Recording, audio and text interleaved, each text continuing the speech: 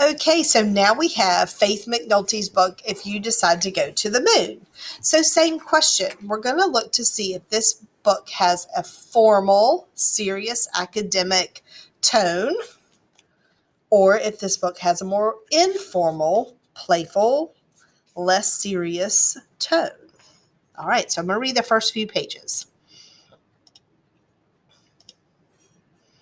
I love Stephen Kellogg's illustrations. He's one of my favorite illustrators.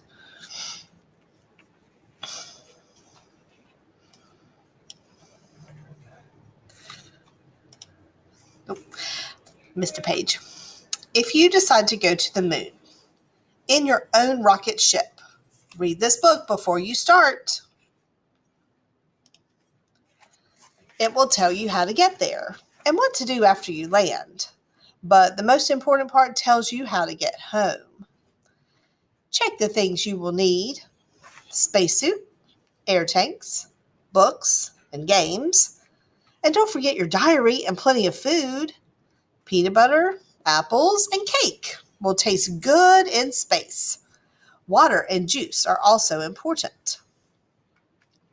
To get to the moon, you will travel about 240,000 miles. A long trip, but rocket ships go fast. If you average 3,750 miles per hour, you'll get there in 2.5 days. Get aboard. Close the hatch. Light the burners.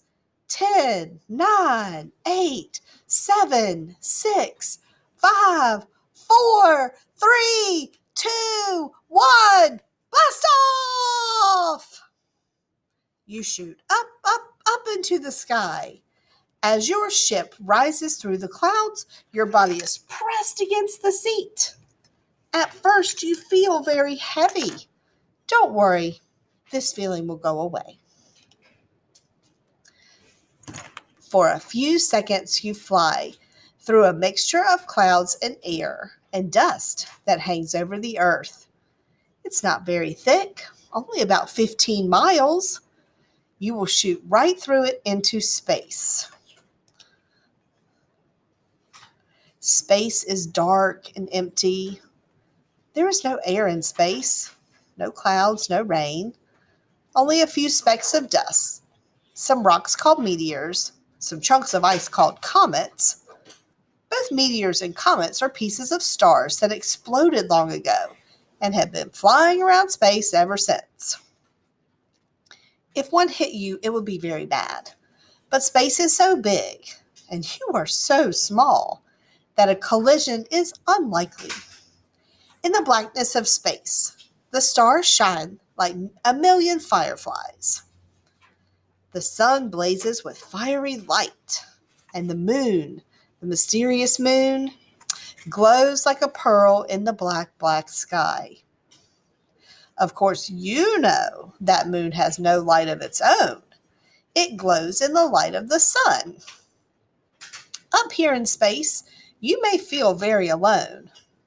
Don't look back at the earth. It would make you feel even lonelier. This is the time to play some cheerful music, eat a peanut butter sandwich, keep your eyes fixed on the shining moon, and settle down for a long ride.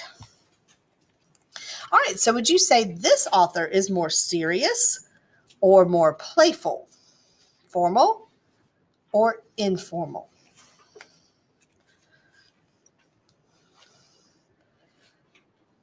Okay, so hopefully you said informal or playful.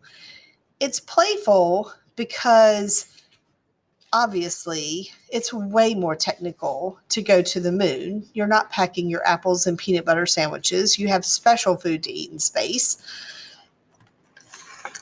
You just can't build a rocket ship and go to the moon. That it takes a lot of hard work and a lot of scientific effort to get a rocket ship off the ground. You have to have it just right. This author is more playful because the pictures are more cartoonish. Even the animals have funny expressions on their face. Look, the kids are in pajamas. Trying Trying to find one where the animals are in there.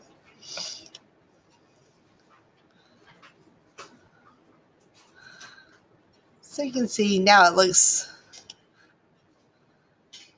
oh, there we go. See, it's more silly. Like he's on this page, it's talking about moon cows. So that's just silly. The expressions are funny and things like that. All right. So in our earlier reading lessons, we talked about reference, biography, and literary nonfiction. So this is a definite book that would be in that literary nonfiction. This book we would have to read in order from beginning to end because the scientific facts are embedded in the story. So I'm learning facts about space, like the distance that it takes to get there or the time that it takes to get there. And I'm learning what meteors and comets are and where they came from. But I'm learning about it in kind of a funny way.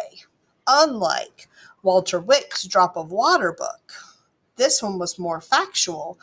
This one I could probably, in Drop of Water, since it's a reference style nonfiction book, then I could read that one out of order. I could read just one section of that book about the bubbles and be just fine. I don't need to read the whole story.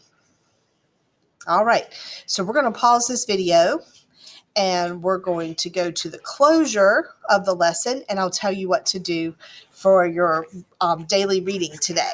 All right, so go to the next slide and I'll see you in just a second.